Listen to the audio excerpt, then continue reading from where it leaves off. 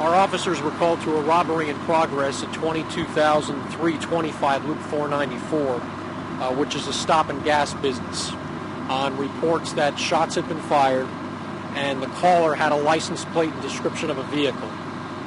Our officers responded to that scene and then were alerted to the fact that there had been a second robbery that had occurred.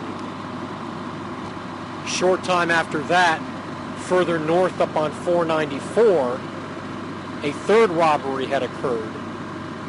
One of our officers, who had a vehicle description, happened to be driving by that third store's location and actually heard the gunfire inside the store. He can hear it as he's driving by and sees a suspect coming out into the vehicle in the parking lot. He pursues the suspect, basically puts a broadcast out that he has the suspect vehicle in sight, and begins pursuing that vehicle. In and around Loop 494 in North Park, there's a Shell station.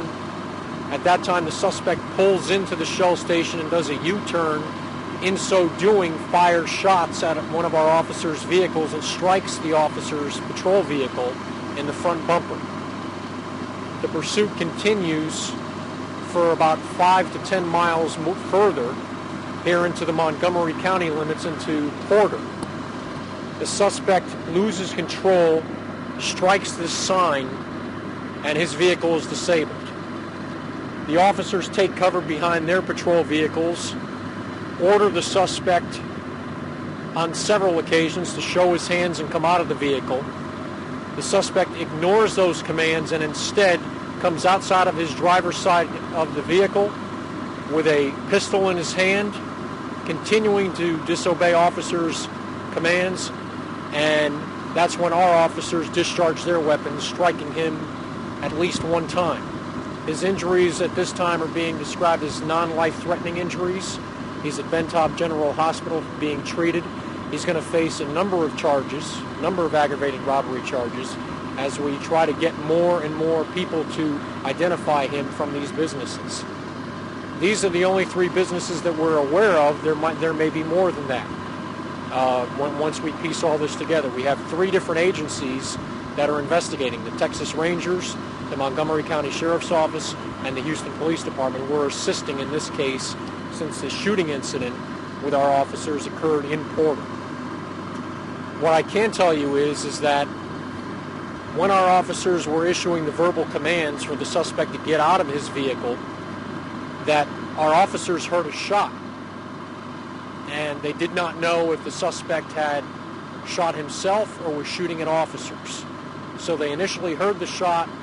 They then see him come out of the vehicle with a gun in his hand, and fearing for their safety, all 3 of the officers discharged their weapons. The officers, none of them are injured.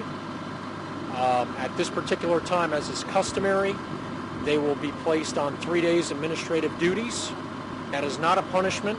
That is just for their well-being, and they will be able to contact our psychological services personnel if need be. But at this particular time, thankfully, they're all okay.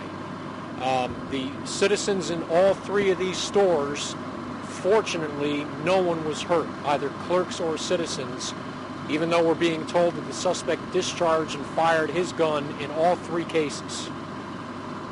We don't know how much money that he was able to make off with in these 3 robberies. That's going to be up to the Montgomery County Sheriff's Office and Texas Rangers to go through the vehicle, see what's inside. We did recover the pistol that belongs to him that he had in his hand when he came outside the vehicle.